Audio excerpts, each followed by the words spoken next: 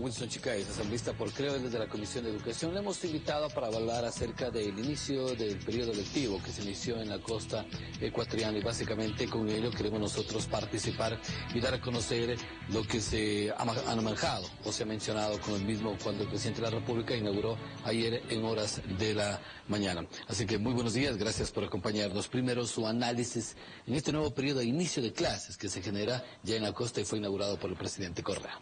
Bueno, muchas gracias por la entrevista, qué gusto compartir con usted estos momentos de diálogo y de reflexión en torno al tema educativo. Quiero decirles que es importante la construcción de nuevas unidades educativas del milenio. El presidente ha inaugurado ayer la unidad educativa número 51, pero también hay que analizarlo con objetividad. En la región costa, los alumnos que se benefician de las unidades educativas del milenio son aproximadamente 30.000 o 40.000 alumnos. ¿Y qué pasa con los otros 2 millones de estudiantes que ingresaron? ¿Por qué no se habla también de las 17 escuelas que por la temporada invernal no han podido iniciar clases porque no cuentan con la infraestructura necesaria? Cuando hablamos de educación del milenio, ¿a qué nos referimos para que la ciudad tenga más claro ese concepto? El gobierno, que es un gobierno de publicidad y que estamos sobre un estado de propaganda, pues siempre procura vendernos las cosas positivas que tiene el Ecuador y que tiene la educación. Y eso está bien, porque las inversiones hay que hacerlas, porque hay es el dinero de todos los ecuatorianos. Pero hay que invertirla también con un criterio de calidad del gasto y diciéndole la verdad a la ciudadanía. No es posible que por un lado se inaugure y está bien una unidad educativa del milenio que beneficiará a 1.100 estudiantes y por el otro lado 10.000 estudiantes no puedan entrar a clases porque no hay la infraestructura necesaria por la temporada invernal, que prácticamente ha delatado que todavía hay cuestiones que hay que Bueno, eso de la temporada invernal, de la temporada de lluvia, de lo que se ha presentado, se sale fuera de manos a veces en el tema de quienes están al frente en el tema educativo. Más allá que se salga fuera de mano es lo que la naturaleza, ¿no es cierto?, demuestra o delata que no hay la infraestructura necesaria y adecuada. Muy bien, quiero saludar también al magíster Héctor Simbaña, catedrático universitario. Gracias por acompañarnos, muy buenos días.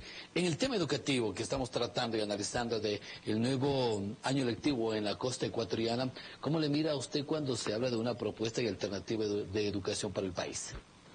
Muchísimas gracias, muy buenos días a ustedes, gracias a la posibilidad de compartir estas cámaras para poder expresar el pensamiento tal vez de unos docentes que trabajamos en el área educativa, ¿no?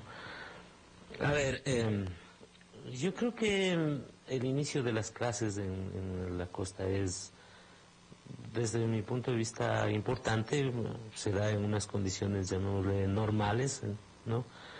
Pero creo que está rodeada de una serie de expectativas o de retos, yo diría tanto para las autoridades del gobierno central, educativas, para los docentes como para los... ¿Qué tipo de retos usted se refiere?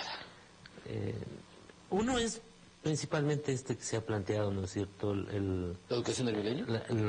Más que eso, diría yo, esta propuesta educativa de calidad, ¿no es cierto? ¿Cómo avanzar hacia una propuesta educativa de calidad que es una necesidad, diría yo, desde todos los sectores? ¿Y estamos avanzando en esa propuesta? A ver, yo creo que hay algunos elementos en positivo que lo ha reconocido la sociedad, etcétera, pero que asimismo existen serios cuestionamientos en torno a elementos que ya parecían superados, por ejemplo el tema de la infraestructura que usted se refiere, ¿no?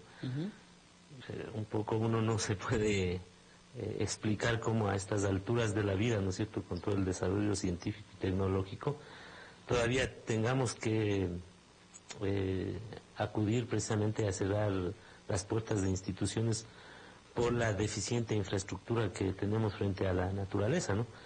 Y no es un tema, digamos, extraordinario de la naturaleza, porque no estamos hablando de temblores, terremotos, etcétera, ¿no?, sino de lo que ya es recurrente en nuestro país. Es decir, que se viene dando cada año. Que es cada año, es decir, medianamente un individuo, ¿no es cierto?, que sabe que su casa se inunda cada vez que hay el invierno, se toma unas medidas precisamente para que eso no suceda el próximo año.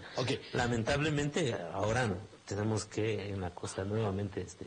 De lo que viste, Chicais, en este tema, el gobierno ha anunciado que el 2.2% del Producto Interno Bruto va a la educación superior. Es una de las inversiones más altas de América Latina.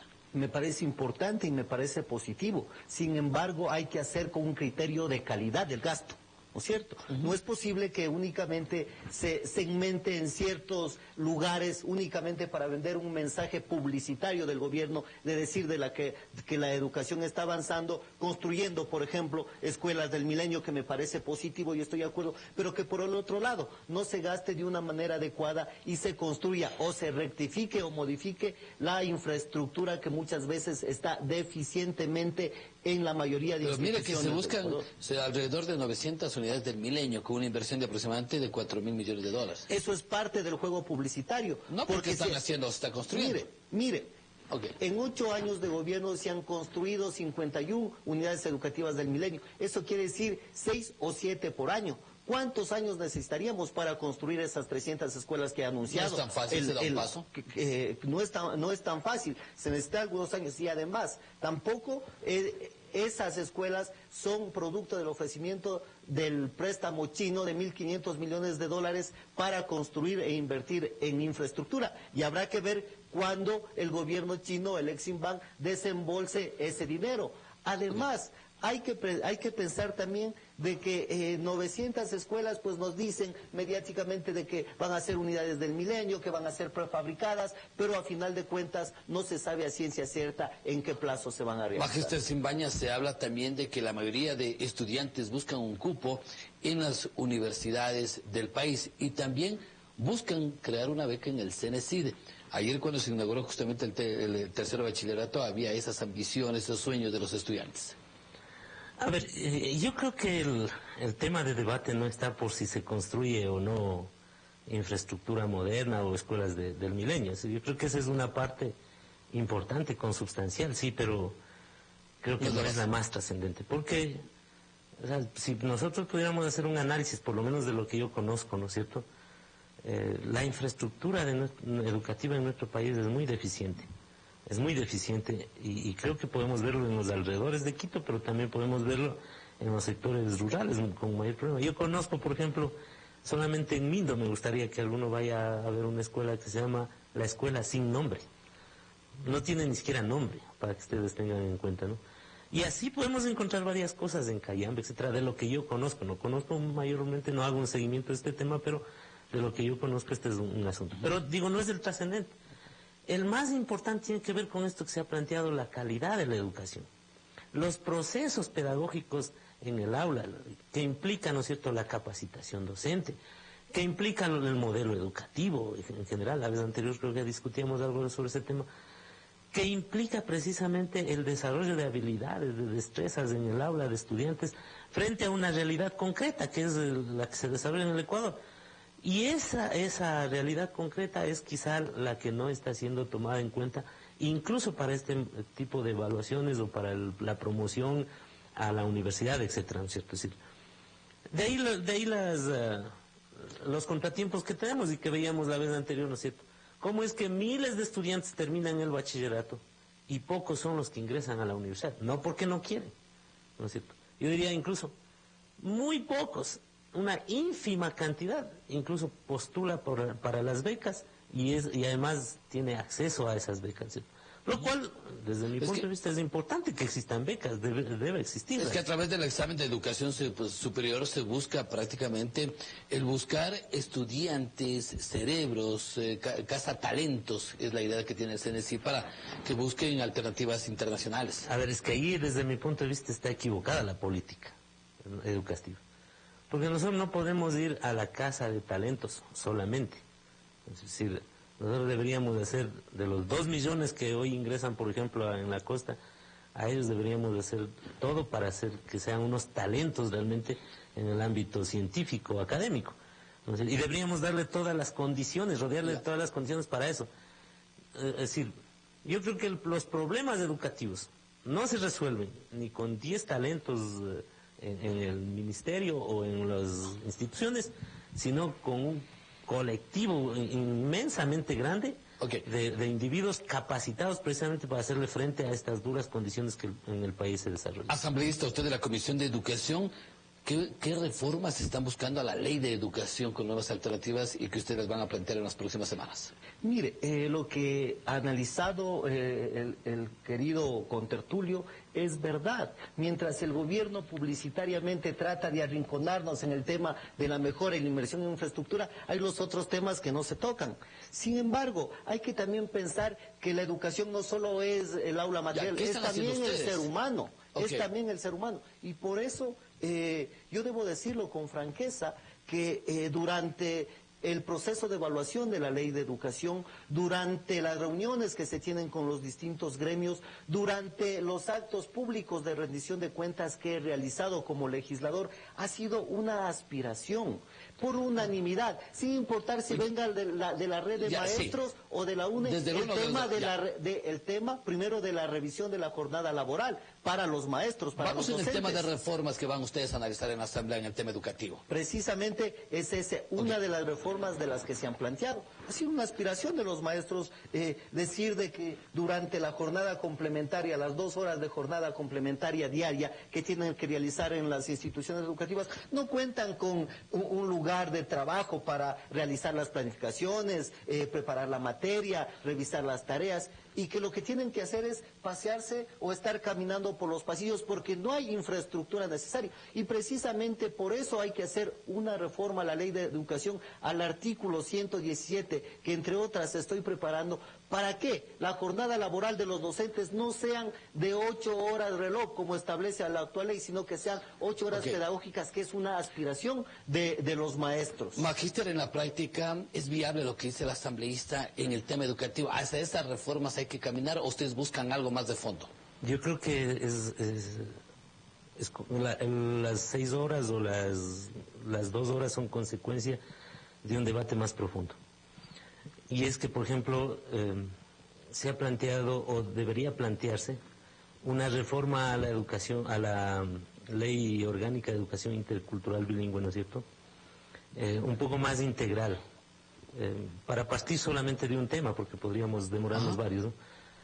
Es el sistema de evaluación nacional, por ejemplo. La conformación del sistema de evaluación nacional, para poner un ejemplo. Sí. Y las competencias de ese sistema de evaluación, solamente para poner un ejemplo, ¿no? Hoy se está evaluando a docentes, a estudiantes, al sistema en general, ¿no es cierto?, con parámetros, con indicadores incluso, pero son externos, internacionales, que no responden a una realidad. Es un tema realmente que hay que analizarlo a profundidad, a fondo, ¿no es cierto? Pero sin embargo, para terminar, asambleísta Wilson Chicaiza, entraron más de 2 millones de estudiantes a la costa. ¿Qué decirles de lo que se viene el año para ellos? Bueno, decirles primero de que trabajen, que se dediquen a estudiar, que tengan toda la suerte del mundo, que colaboren con los maestros, con los profesores, con las autoridades administrativas, y que el tema de la educación es un tema que debemos hablarlos sin tabús y no únicamente por espacios publicitarios, que hay que analizarlos, que hay que hacer las reformas integrales que ha mencionado el magíster. Pero lo que es importante también mencionar es que el proyecto de ley de educación reformatorio se trate en la Asamblea, sin prejuicios ideológicos, no que sea redactado en el Ministerio de Educación por 2 o 3 técnicos de acuerdo a sus conveniencias. Muchísimas gracias al asambleísta Wilson Chicaiza por, junto a nosotros, tema educativo, el inicio del año de clase en la costa. Magíster, asimismo, un minuto para decirles en este año lectivo que se inicia en la costa. Bueno, decirles que la educación es un compromiso de todos y que no podemos renunciar precisamente a participar en ese hecho social tan importante. De tal forma de que yo hago más bien un llamado a los docentes, a los estudiantes, ¿no es cierto?, a continuar estos procesos de unidad, de relación y de proponer nuevos elementos para la futura educación, que efectivamente todavía tiene muchísimo por hacerse y muchísimo por trabajar.